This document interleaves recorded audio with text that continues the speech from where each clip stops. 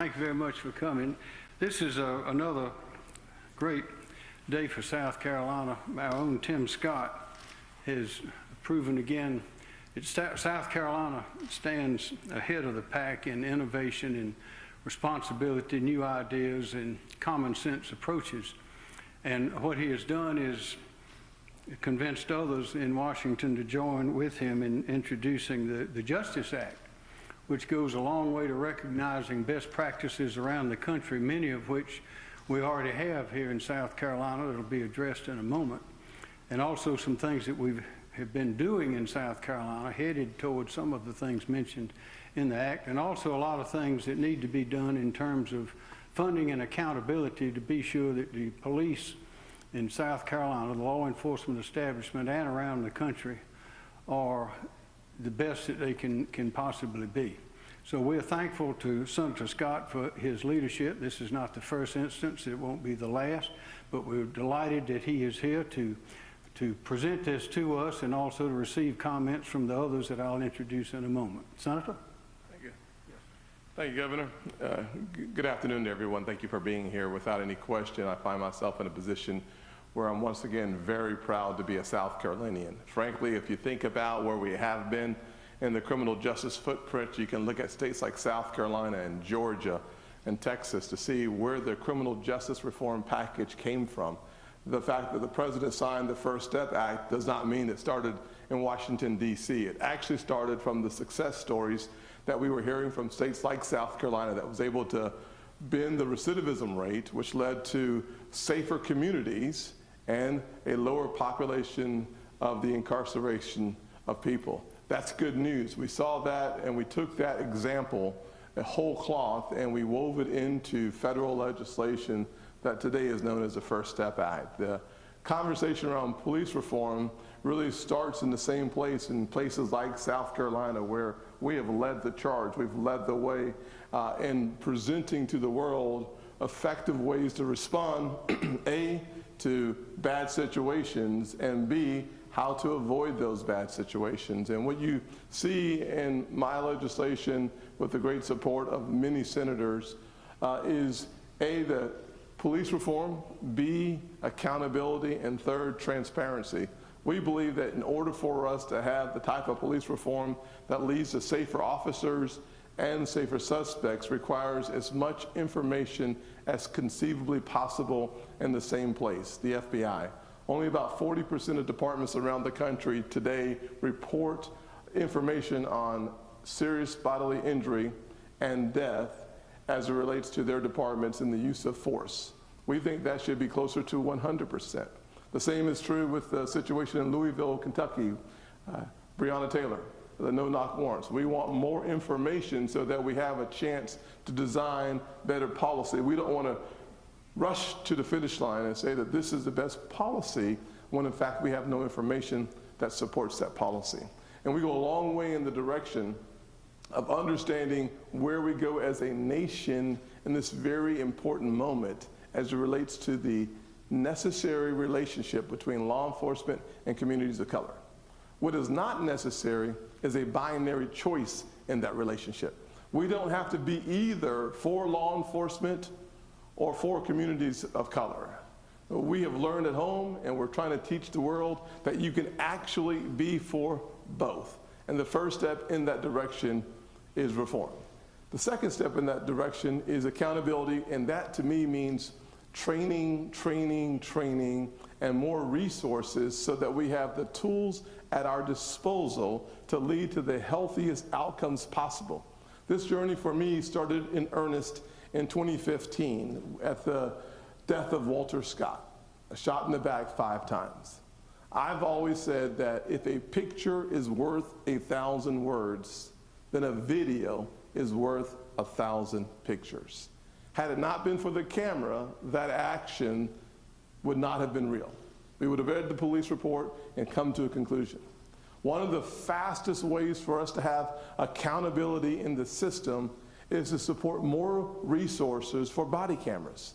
This, according to the studies, reduces, it de-escalates tense situations and there's a 90% improvement in outcomes and a 60% reduction in the use of force simply by having body cameras or videos.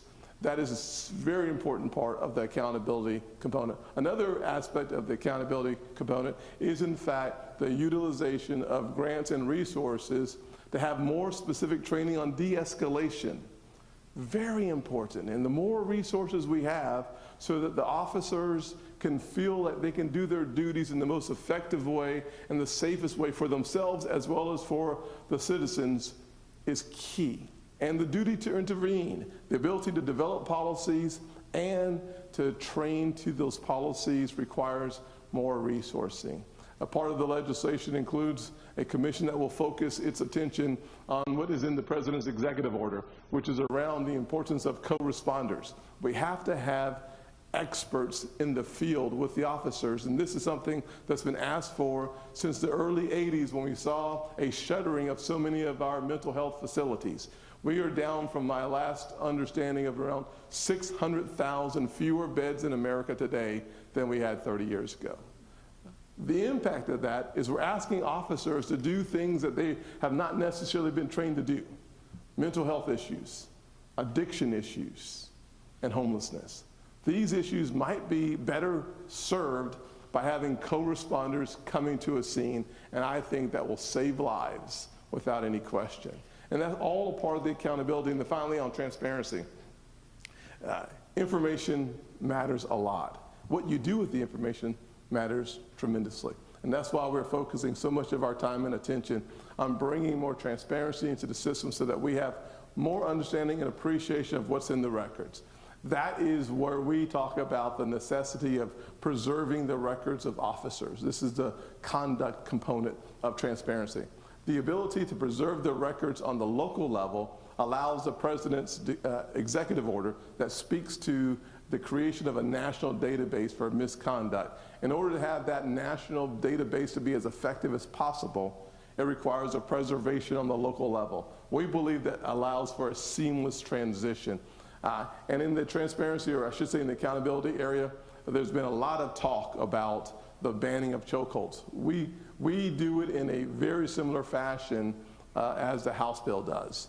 And what we basically say is if you want the federal resources, we're going to look for those departments that have already banned chokeholds. Talking to local and state law enforcement agencies, in most cases in South Carolina, it's already been banned. And so what we're trying to do is reward positive behavior and direct the resources to those departments that reflect that. That is also the case in the President's executive order from a certification process. He requires in the executive order the certification to be met for those local departments through basically a forum that also bans chokeholds as well. So the good news for the American people is that my bill was designed after we had a chance to take a look at the House bill. So you'll see a tremendous overlap between the two pieces of legislation.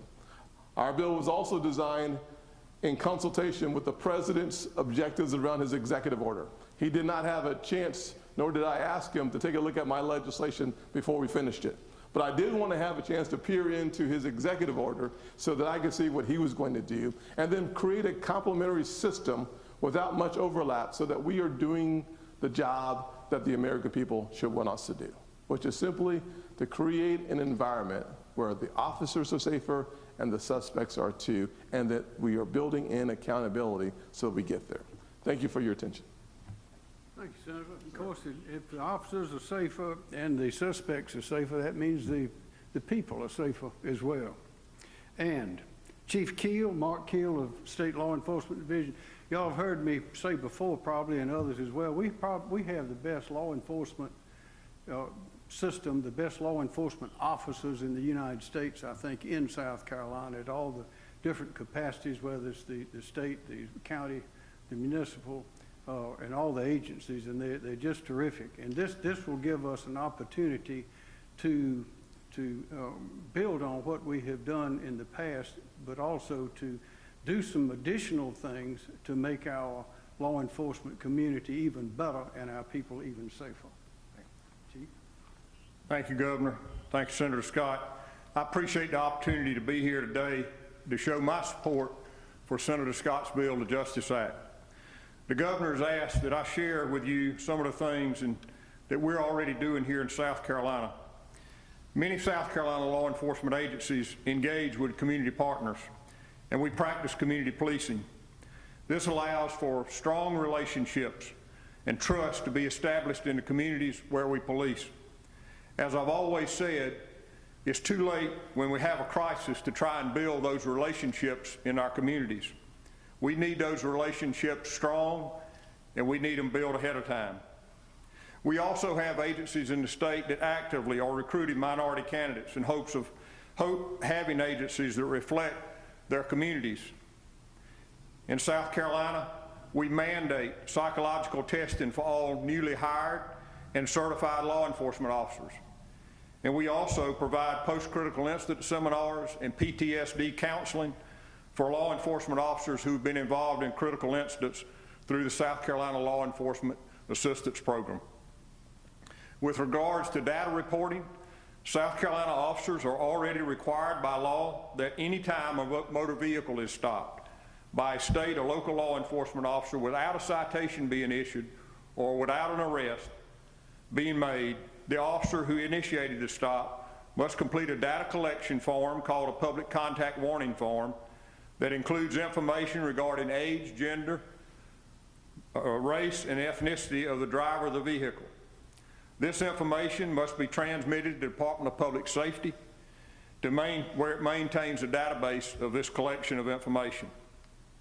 Additionally, as has been mentioned, in 2019, approximately 50% of the South Carolina law enforcement agencies voluntarily began submitting information to the National Use of Force Data Collection System established by the FBI at request of major law enforcement organizations.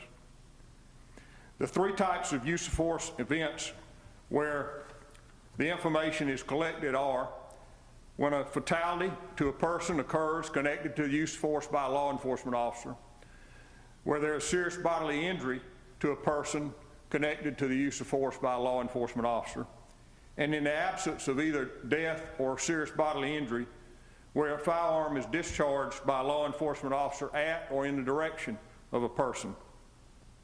South Carolina law enforcement officers are required to receive at the minimum 30 hours continuing law enforcement education credits every 3 years, which includes at least 2 hours of legal update annually, 2 hours of domestic violence update annually, and a mental health or addictive disorders update once every 3 years. Finally, South Carolina has a very robust misconduct and decertification process for law enforcement officers. Some of the features of this process are agency heads are required to report acts of misconduct to the Criminal Justice Academy or face civil penalties. Officers may not be employed in a law enforcement role while an allegation is pending. Any revocation or denial of certification is reported to the National Decertification Index, which is administered by the International Association of Directors of Law Enforcement Training and Standards. Anyone having access to the National Decertification Index can conduct background checks of individuals attempting to be a law enforcement officer. It also allows that any finding by a law enforcement agency as to the use of excessive force by a law enforcement officer must also be reported to the Academy by the appropriate law enforcement agency or the department within 30 days of the finding. That information must be maintained by the Academy for investigative and personal hiring purposes. The South Carolina Law Enforcement Training Council meets monthly to vote on misconduct and decertification matters. Finally, I want to mention a couple of items that the Law Enforcement Training Council is already addressing. At our June 15th meeting, as chair of the council, I've asked the Academy staff to begin planning for implementation of mandatory annual training into racial bias, diversity, and de-escalation training as part of the officers' required annual training.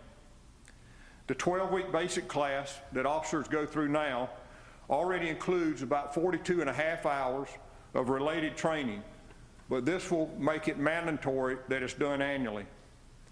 I've asked Academy staff to also research what authority the Training Council has to hold agencies accountable for failure to prosecute allegations of misconduct when officers are terminated, which ultimately result in officers retaining their certification and having their misconduct allegations expunged. And last, I've asked the Academy staff to research whether the Law Enforcement Training Council has the authority to require an officer who has had an excessive use of force allegation filed with the Academy and is still employed by an agency to have another psychological evaluation prior to returning to duty. I think, as I've stated, that you can see that South Carolina law enforcement has already taken steps to hold its officers accountable. And Senator Scott's Justice Act will just strengthen that effort. Thank you. Thank you, Chief. Chief Burgess.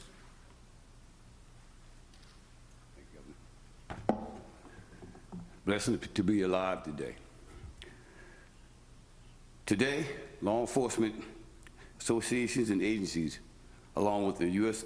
Senators Tim Scott and our Governor Henry McMaster, all have recognized the need for police reform. We all have pledged to faithfully serve the citizens of this great state we have.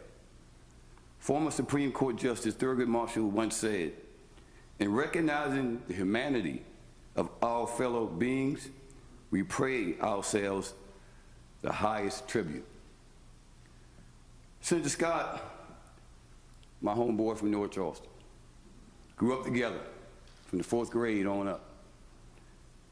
He has placed before us the Justice Act. This incentive is a policy where it's actually going to increase and make policing a whole lot better for all, for everybody.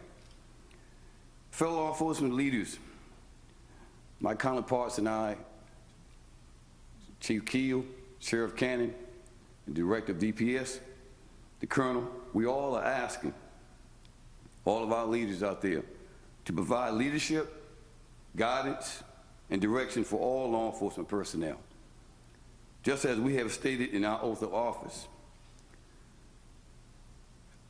this nation is our nation. We, as a community in police, we have to come together. We can't do without the community can't do without us. But we have to make sure at all times that we are serving the community as our #1 customers. We are trying to do that. These men here are putting everything out front. They're not waiting around. They have started the ball rolling.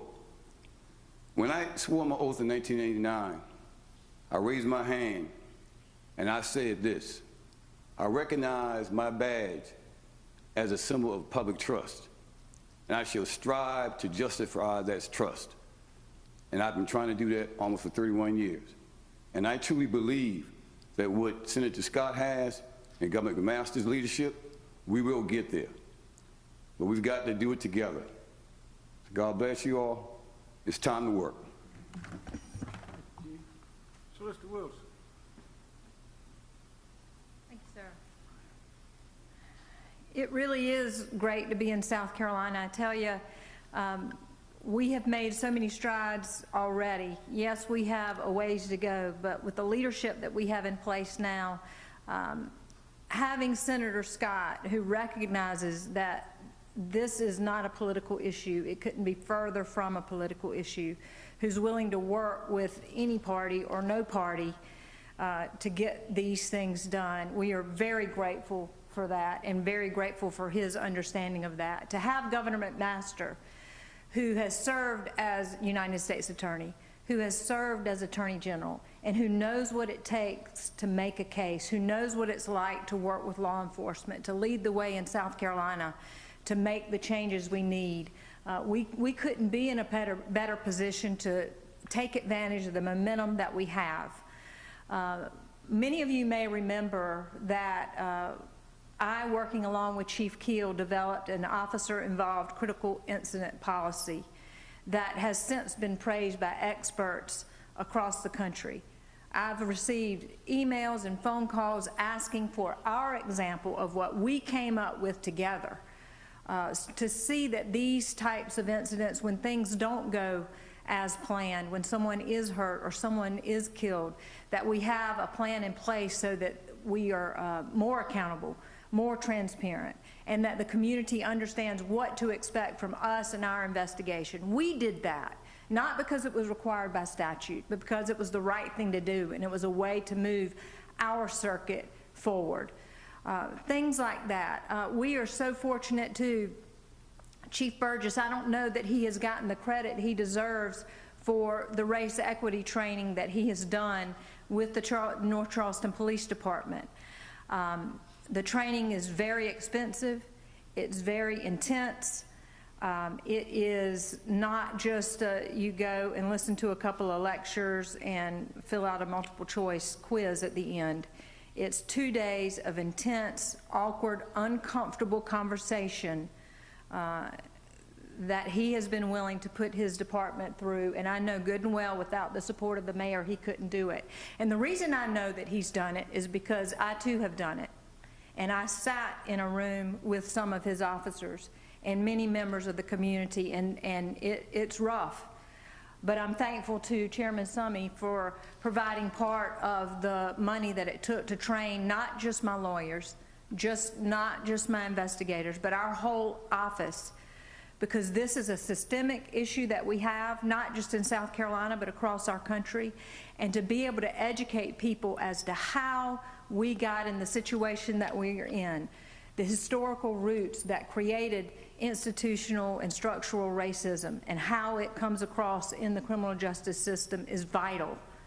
And I'm grateful that we've been able to do that. Unfortunately, we can't always afford that, and luckily I was able to find private partners to match what the county was able to give us so that we could do this for our whole office.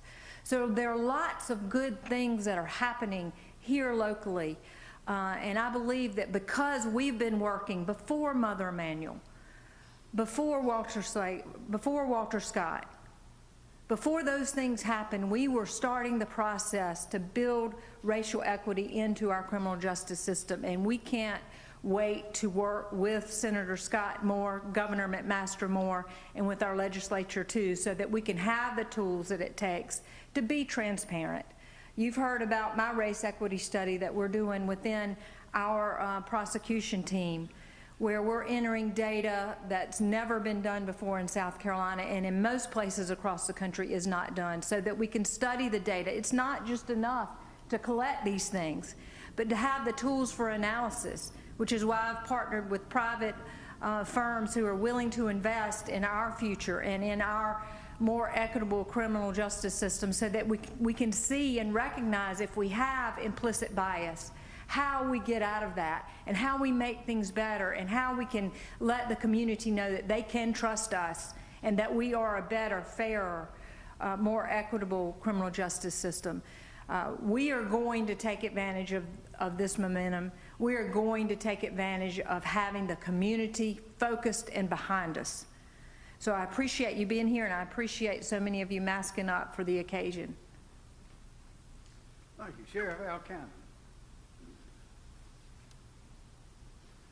Thank you, Governor and Senator Scott. I appreciate the opportunity to make a couple points here as I think the last speaker. First and foremost, I would remind you that every time something happens of this sort, training is implicated as a factor that must be addressed. Yet this state and the General Assembly has continuously underfunded the South Carolina criminal justice system, and that needs to stop. 60% of the Academy's budget comes from traffic tickets. So you're paying policemen to write tickets to fund a criminal justice academy. That's unacceptable. I've made that point in Columbia, and they do nothing. If nothing else comes out of this, and we don't adequately fund the academy, we're going to continue having problems because they're barely able to complete the basic recruit training that is required by law. We've all suffered as a result of that. There have been recommendations made for regional academies, But until we get a properly funded academy to determine what is the best way to train police officers new and ongoing, we're going to continue to have problems because, as I said, training is implicated every time something bad happens. It's time for the General Assembly to do something about it. The governor, we have a great governor in that regard, and he's supportive of that. He's supportive of what is in the best interest of the community and law enforcement, and it involves adequately funding the training element that comes into play with these situations. Now, finally, I would make this point. To move from we're talking about something to doing something, let me remind you, and the news media, quite frankly, historically has paid very little attention to this in the context of the significance of the action that we have completed and accomplished.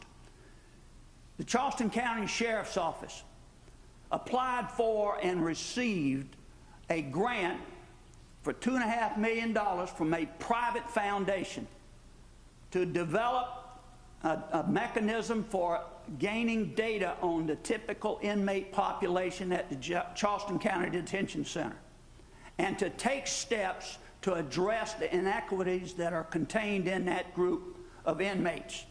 Folks who are in jail for no other reason than they can't afford to get out. That's not equity. So we put together a large committee, Criminal Justice Coordinating Council. It has all the players in the criminal justice system. It has community leaders. Dot Scott is one of the folks on that committee. We developed a mechanism for gaining information and insight into the inmate population, and we discovered some things. Number one, and the sheriff's office was already doing this first point, but number one, we found that the single largest charge that resulted in somebody being placed in the Charleston County Detention Center was simple possession of marijuana. And so what we had been doing and what we got the police agencies that participate in that Criminal Justice Coordinating Council to do is cite and release. Give those police officers an option out there of charging somebody but writing it on a ticket and letting them go on their way. And these simple possession of marijuana charges were the only charge that brought that large number of folks into the jail. So we did something significant about that. It had impacts across the board on our inmate population. We also said, okay, in addition to the crisis intervention training and the de-escalation training and the mental health training, Charleston County has had a great history with the mental health folks. And I'm going to tell you, we have developed a crisis stabilization unit where if any individual is charged with a minor offense and he's having some emotional problem, he's taken to this crisis stabilization center. And we're working on the same thing for a sobering center. Alternatives to detention has been a major factor here in Charleston County. So we're continuing to do those, but training is a key element to this. Thank you. Thank you, Sheriff. We have some other people I'd like to recognize, and if they have something they'd like to say, ask them to come forward. Most have been already introduced. Major Robert Woods, Acting Director of DPS, is here. Colonel Chris Williamson is here, Commander of the Highway Patrol. Jerry Adja, Director of Department of Probation, Pardon and Parole. Colonel Chisholm Frampton, Deputy Director of Department of Natural Resources. Mayor Keith Summey, North Charleston, and Council Chairman Elliott Summey. Would any of you gentlemen have a word before we answer questions? Hearing none, we'll now answer your questions. Any questions?